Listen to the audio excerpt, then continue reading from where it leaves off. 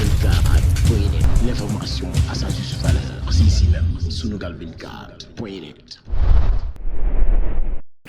Mais il va y avoir une réunion spéciale avec la presse le vendredi ici. Parce que nous fait que nous parlons open press mercredi, parlons open press jeudi. Le vendredi, nous avons la réunion le vendredi ou le samedi. On va confirmer. Nous avons une réunion dinañ accrédité. Maintenant, presse bi, pour faciliter la police et l'organisation, on a déjà dit avec le CNG que radio et presse écrite, c'est kaw lañ jëm. Dinañ identifier fi leen di teg télévision yi deux télévisions yi nga xamante ni ñoom ñooy couvrir ñoom la ñuy trouver solution ak CNG ñoom accès si gazon bi ñeneen ñi si des ñëpp muy sites yeex yeneen télévision yi am na yeneen télévision yëpp dinañ leen accrédité mais sites yi dafa am un nombre restreint bu ñuy liggéeyee ça on va le valider d'ici demain ñooñu ñëpp dinañ leen invité ñu def une réunion pour clarifier seen position ak seen champ d'action. Wow. Nous devons vendredi. Comme Abdou Fall li ma wax vendredi ça va être dans l'après-midi 17h. Presse bi yëpp vendredi 17h ñi bëgg si la ñuy identifier non bu ñu ñëwee on va leur donner les accréditations samedi mais bu ñu ñëwee on va faire cette réunion là clarifier tout xam ni ñuy accrédité ak ñi ñu dul accrédité mais a priori dinañ accrédité ñëpp. La presse en ligne bi nga xamante ni ñoom aussi ay partenaires lañ ñooñu kese la ñuy accrédité mais rajo yi ak télévision yi dinañ accrédité ñëpp. Maintenant est-ce que dañuy relayer en direct sur tous les radios on va communiquer ak ñoom pour ñu mën a taire toutes les informations pour que ñu mën a rentabiliser parce que combat boo xamante ni les engagements financiers sont relativement élevés il faut que presse bi d'abord parce que benn presse bu nekk tu représentes des milliers de personnes. Il faut que presse bi d'abord accompagne nous à réussir l'événement. Accompagner réussir l'événement, moi communiquer, ils le font ñom ñep ku nek ñu communiquer même si c'est pas officiel. Mais derrière, fiñ leen yamlo, ñu dimbali ñu yamlo fa, yam fa pour que demain ñu mëna organiser wat lenen dans de meilleures conditions. Ñu nak ñom ñoy organiser. Il faut juste ku nek jox sa morom loxo dimbali ko mu mëna def li muy def. Parce que on a le pouvoir de dire accrédité wuñu kenn joxe simplement le droit à l'information xam na ni ñu koy defee mais fii mu nekk ñi fi taxaw ñëpp kooku ci accrédité wul dina am li ko metti donc bu ñu bëggee accrédité ñëpp il faut que tout le monde joue le jeu bu ñu waxee presse bi fii mooy seen champ d'expression fii ngeen yem ba ñu dimbali ñu yem foofu bu ñu waxee télévision tant de personnes lañ koy accrédité rajo tant de personnes site tant de personnes ñu comprendre ñu parce que bu ñu bëggee li ñuy def mu propre rafet ñëpp mën ci jot il faut ñu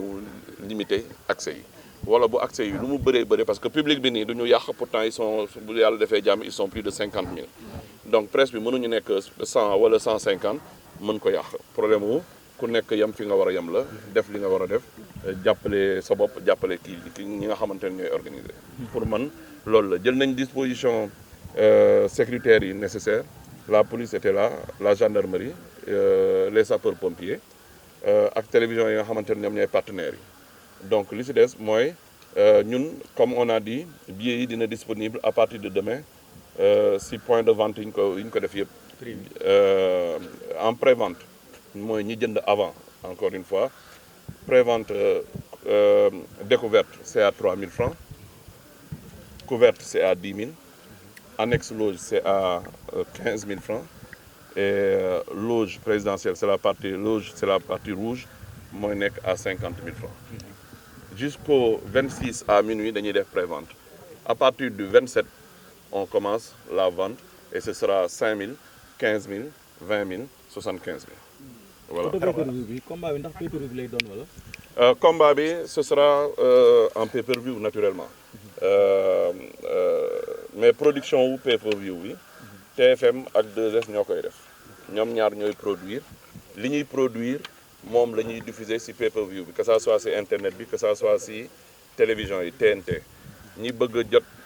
abonnement yi ñaari chaînes yooyu day crypté nañ leen ñi bëgg abonné wu yëpp nañu abonné wu léegi ci TNT bu ñu laajtee combat Eumeu Sène Modou Lo prévente bi foofu tamit 2500 la bu ñu xaaree ba le jour 3000 francs lay jar prévente digitale bi Wassa mooy ñu télécharger seen application Wassa pour mën ko seetaan 2000 francs la actuellement bu ñu toogee ba le 27 day nekk 2500. prévente bi dañ ko def parce que coono la boo xamante ni dafa metti financièrement engagement yi metti il faut que nit ñi mën a di am culture teel a rentabiliser seen làmb bu fekkente ni ba le 26 am na lu la manqué di nga xam noo koy defee ailleurs dans le monde di nga gis ay combats yu mel nii wala ay événements yu mel nii 1 mois 2 mois 3 mois avant fekk nit ñi jaay nañ ko fay nañ ñi ñu war a fay ñëpp jël disposition yi ñu war a jël yëpp en termes d'organisation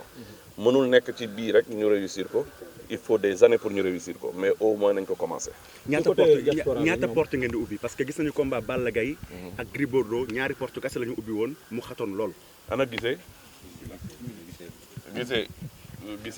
ñu ngi ni problème organisation la on va ouvrir le maximum de portes possible je pense que duñu ubbi 2 portes kese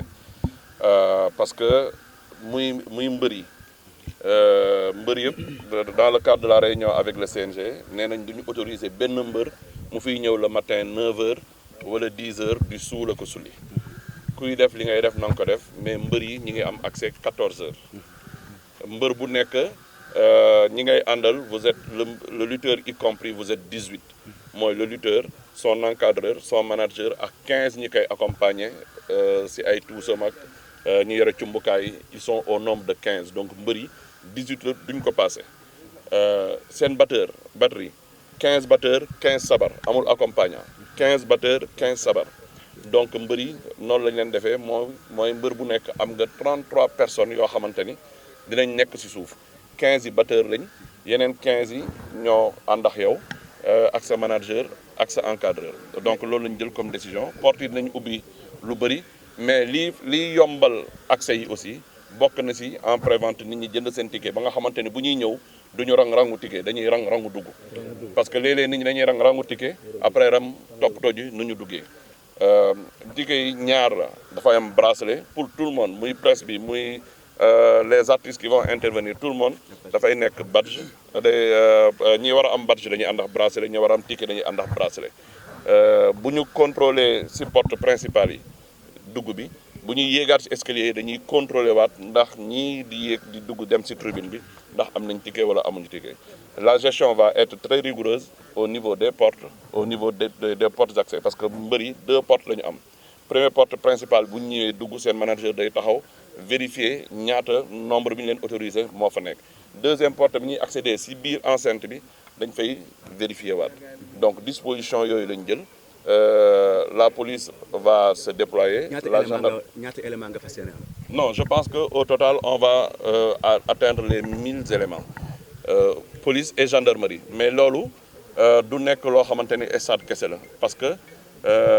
fii ba presque Rufisque sécurité bi da koy jalonné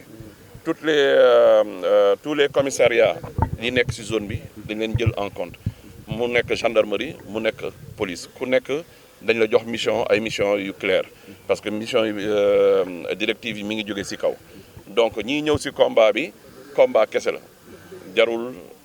peut-être yenn takkaay yi wala benn metti bi mu metti ko dañuy ñëw seetaan ci c'est un cadre sportif ku nekk war nga suñ cosaan la war nga rafet war nga def li ngay def yëpp mais na nga jël quand même sa ay matuwaay mais xamal ni que ak nit fu mu mënti jógee police ak gendarmerie dinañu jalonner bien avant combat bi pendant le combat et après le combat ba génn Rufisque lutteur bu nekk surtout lutteur yu mag yi ku ci nekk boo paree moo xam da nga daan moo xam da nga daanu dinañ la encadrer ba nga egg fi nga jëm. voilà waa diaspora bi ñoom nu ñu def ba seetaan combat bi. waa diaspora bi ñoom ñëpp Wassa la ñuy seetaan ñoom ñëpp ñu ngi woote ñu ngi abonné wu ñu ngi seetaan par Wassa la ñuy seetaanee. lan la ñuy xaar ci spectacle dëggante parce que làmb nekkatul kese bëre. waaw xam nga sport yëpp amatul benn bu ci nekk sport bi kese. tey boo demee di seetaan boxe parce qu'on parle de sport de combat booy seetaan léegi boxe di nga ko gis y a de la lumière y a du spectacle parce que nit ñi il faut ñu am leneen il faut ñu am loo xamante ne mooy accompagner sport bi pour ñu mën ci bokk donc fii dañu wax ne c'est un combat royal c'est en l'honneur d'un roi Youssou Ndour donc je pense que spectacle bi nañ ko xaar côté boobu ku bëggoon xam li fi nekkoon buur Sénégal pays yi ñu invité na nga ñëw si spectacle. côté porte yi ñu ngi xalaat ban heure nga war a ubbi porte yi parce que combat bi dañuy seetlu bu ñu yéexee tijji porte yi mën na poser problème. waaw ñun suñu yéene mooy midi ñu ubbi porte yëpp parce que léegi bi ñu defee réunion bi ils ont dit que la police et la gendarmerie vont ratisser le matin très tôt à 9h. waa stade bi aussi nee nañu amul benn réunion nañu limiter personnel bi juste au strict nécessaire ñi nga xamante ni en cas de panne ñooy dem en cas de panne d'électricité ñoom ñooy ñëw ak ñi nga xamante ni ñoo yore maintenance maanaam toilette yeex nangam yàlla personnel bi nga xamante ni ñoo war a liggéey jouru stade bi dina leen identifier ñoom ñooy ñëw liggéey si ñi si des ñëpp dañ koy ratisser ñi nga xamante ni aussi ñooy jaay léeg-léeg aussi c'est un gros désordre parce que léeg-léeg kenn yanuloo benn xale benn glacière wala benn siwo wala dara juste pour mu dugg loolu yëpp aussi dinañ ko réglementer accès yi parce que li ñuy jàpp mooy combat bi xëy na mooy combat bi gën a cher ci saison bi moo tax ñu bëgg ñëpp a dimbali ñu pour que ñu retomber sur nos pieds donc nañu dimbali rek dina metti mais ñi war a am accréditation yëpp nañu fexe ba samedi au plus tard ñu jot seen accréditation ñi war a jënd billet yëpp prévente yi commencé nañu jënd seen ay billets mën a teel a ñëw see stade bi teel a jël seen ay dispositions pour bañ mu am un cafouillage parce que amoon na ay mbër yu fi ñëwoon ay 10h le matin kii 11h CNG nee na mbër yi mënuñu accéder see stade bi avant 14h képp ku mbër yónni sax normalement mënoo accéder si stade bi avant 14h. waaw léegi open press bi ñun dañu discuter nañu ak mbër yi ak seen comité d'organisation démb déggante nañu ak waa Parcelles déggante nañu ak waa Pikine c'est vrai que Pikine mooy gën a peut-être am avantage en termes d'organisation parce que ñoom am nañu stade Alassane Djigo dafa fonctionnel des gens peuvent être sur les tribunes si biir enceinte stade bi dañu def un système boo xamante ni mbër bi dina am champ d'expression mais au-delà du public qui vient parce que foofu ñoom bëgguñu ci biir enceinte bi public bi dugg fa ñu ngi ko réservé aux lutteurs yi. dimanche promoteur bi dinañ ñëw ci njiital Pape Abdou Fall jàppale Moustapha Diop. ki nga xam ne day doog a ñëw pour tëggal. Pape Abdou Fall dina ñëw mais quant à promoteur yëpp dañ ma invité woon ci réunion bi rek bu ma jógee fii dinaa rendre compte incha allah daal fas yéene nañ ko jàppale waruñ ci woon a mën am benn problème parce que promoteur yëpp ñoo bokk lamb. mais yow kenn déggaatul depuis boobu ba tey. foo ma bëgg a dégg saison bi tëj na jeex na du ñu dem tëddi toppatoo leneen. c'est à Garga Mbossé. combat la. loo ci wax yow. lu ma ciy wax yaa ci wax.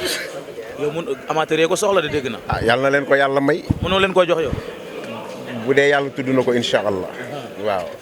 yàlla na yàlla dolli jàmm. maa ngi lay delloo ziar. ci lan nga nekk naka sa jàmm yaram. alhamdulilah sant yàlla bu baax. waa CNG. waa CNG waaw. tey nga ñëw fii ci visite bi nga xamante ne ñu ngi fi war a dégg ma làmb dimanche incha allah diggante Eumeu Sène ak Modou Lo lan nga ñu ci mën a wax. waaw d'abord ñëwuma fi pour loolu dañuy combat bu mag bu amee toujours dañuy am réunion technique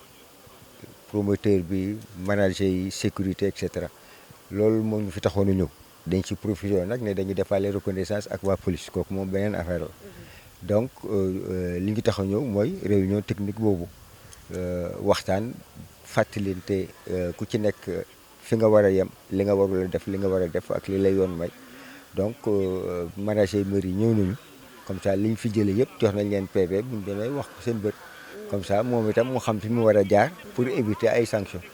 waaw. dégguñ fi woon ne combat yëpp arène nationale la jëm fii combat jeex na fi. ah waaw déggoon naa ministre bi wax ko de waaye mel na ni moom moo autorisé itam ñu organiser fii kon nag boo jógee nga tàll ko sa micro ba xam. tey jàpp ngeen ne combat yi ñu koy tëgg fii di tëgg fee du indi benn jafe-jafe foogoo ne war nañ ko mën a jàpp benn bërëb rek ko fa tëgg muy arène nationale bi comme que dañ ko tabax ndax làmb. waaw tabaxuñu ko ndax làmb waaye làmb moo ci ëpp solo. dañ ko ak leneen da cee bokk. ah boobu comme mën nga fa def leneen mën nga fa def lutte olympique mën nga fa def judo mën nga fa def boxe mën nga def lu bëree bëri ak ay musique sax am na fa parce que dégg naa benn woykat waaw. kon nag du làmb rek waaye làmb moo ci ëpp cër effectivement ministre bi waxoon na ne la norme mooy ñu tëgg arène nationale l'exception mooy ñu tëgg feneen ah waaw moom nag moom moo jël moo joxe autorisation pour ñu tëgg ko fii boo jógee nga dem seet ko ba xam fan la ko def fan la sukkandiku. ñun jàpp rek moom lañ jàpp. taxawaayu CNG ci làmb lan la. mais CNG la ñu dénk lépp lu jëm ci làmb lu aju ci làmb moo xam bëri dóor la moo xam bëri simple wala bëri lutte olympique wala yooyu yëpp donc ñoom lañ ko dénk donc taxawaayu CNG ci loolu la yem donc organiser làmb ji fexe ba muy def ay jéego jëm ci kanam. ñu gis ne mbëri des fois bu ñu bëree recours yi dafay bëri dañuy bind recours. bëriwul de. des fois mbëri laa wax. ci mbëri des fois da ngay gis ku bëre ba pare di am jeexi jaaxa ñu bind recours wala du ñu bind recours est-ce que erreur bi ci arbitre wala mbëri ci boppam ñoo dul bàyyi xel ne daanu ne. waaw defe naa loolu moom bari na ci de parce que bëri na ba pare ne daanuwul ñu ñëw teg ko ci kaw télévision mu ne jël am na donc xëy na seen yaram ay tàng rek ba ñuy wax loolu waaye nag du question. du question ay arbitre defuñu seen liggéey wala yooyu yenn saa yi mbër mi mu ne d'accord ma yenn saa yi ay nitam ñoo ko naan defal recours mais bu recours bi ñëwee fii nit ñi dañ koy vider donc plusieurs fois dégg nga arbitre bi wax leen na commission règlement ne du loolu wala mu ne kii daanuwul ñu jox jël bi keneen ki donc loolu yëpp am na. diggante Lac de Guiers 2 ak Boy Niang nit ñi doon jiixi jaaxa verdict bi am na wala amul tey nga mun ñu koo leeral. waaw am na parce que samedi la gars yi réunion ba delloo nee nañu kii moo jëkk a laal suuf Boy Niang moo jëkk a laal suuf ci poj bi donc jox nañu jël bi Lac de Guiers. Lac de Guiers lañ ko mujjee. waaw la moo tax ci tàng-tàng bi arbitre central bi dañoo gis mu sifflé te la plupart arbitre central bu sifflé sit mooy am wala mbër bi nàcc ñu yóbbu ko ardo wala victoire génn mais ci saa si dañ ne dañuy bëriwaat boobu mun nañ xam lan la. waaye wax nga lépp sauf lii règlement bi wax règlement bi nee na arbitre central bi gannaaw nit ki nga xanaa nga dóor ko mu daanu te loolu sax bu amee arbitre central bi dafa war a dem consulter ay juge te loolu la def te ñett lañu bu fekkente ne au moins ñaar ñi wax nañu ne gis nañu bokk gis-gis à ce moment là boobu décision li ñu jël bu arbitre bi boo waxee lii ñeneen ñaar ñi ne ñoom gis ñu loolu dañuy reprendre làmb ji loolu rek la. tey jii lan ngay wax mbër yi nga xamante ne ñoom ngeen jiite wàllu sport képp ku yëngu ci sport yéen ngeen jiite leen lan ngay wax xale yi tey. li ma leen di jëkk a wax mooy discipline wane yar gu mat sëkk discipline yem fañ leen di yemloo te xam ne làmb sport la te mënuloo am ñeenti résultat ñett moo fa am da ngay am mbaa yàlla xañ la wala ngeen match nul amul ñeenteel waaye buñ ma daanee dinaa wane ne kontaanuma wala bu ma daanee dinaa wane ne damaa kontaan bay yàq kooku itam beneen affaire la. maanaam dañoo war a def yëpp fair play. fair play moom sport ak fair play ñoo ànd sport ak fair play moo ànd donc dañu war a am comportement boo xam ne bii ak nu mu mënti demee nga xam ne noonu la parce que ki la daan wala ki nga daan defalul yàlla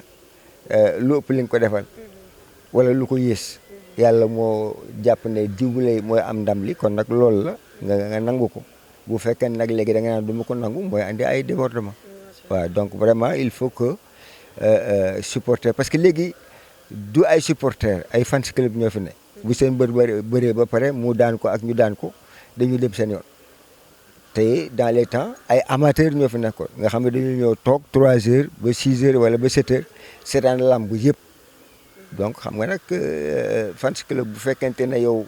mbër mi rek moo la intéressé bu bëree ba pare nga dem ñibbi vraiment du lu ñu gënal daal. li ñu gënal mooy nit ki nañ nekk amateuru lamb seetaan lamb ji ba mu jeex ñu soog a ñibbi waaw. non dama siis moom malheureusement bon fi ñu nekk nii sax boo xoolee am na ay jàll donc non mën ta ñàkk enfin bari na ay dëkk yoo xam ne yii bariwu fa tànk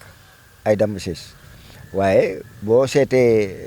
mot anglais bi ñuy wax hooligan du wolof du français it kon nag am na fu mu jóge ñooñu dañ daan damm ay siis di def lenn donc xanaa kay problème bi yëpp mooy na gars yi ànd ak yàlla te xam ne sport moom da ngay am wala ñàkk mu jeex. tey waa CNG ci yan mbër lañ gën a concentré wu lañ gën a jàpp ne tey buñ bëree ci la saisi di gën a damm ci la violence bi di ëpp ci yan ñan ngeen ko. mbër yëpp la ñuy waxal li ëpp ci siis ñu dem keroog combat double moteur la woon ak fëgg la te wax naa ko mbër bi nee naa ko sa gars yi dañu ñëw seetaanuñu la ñëw damm siis kan la ci. kii double moteur wax naa ko mu ne ma moo tax dag ngeen suma xaalis ma ne ko gisoo dara sax léegi bu ñu waree réparé yaa koy réparé parce que say nit ñoo ko def. maa ngi lay jaajëfal bu baax. ok. Sunugal24.net, l'information à sa juste valeur, c'est ici même, Sunugal24.net.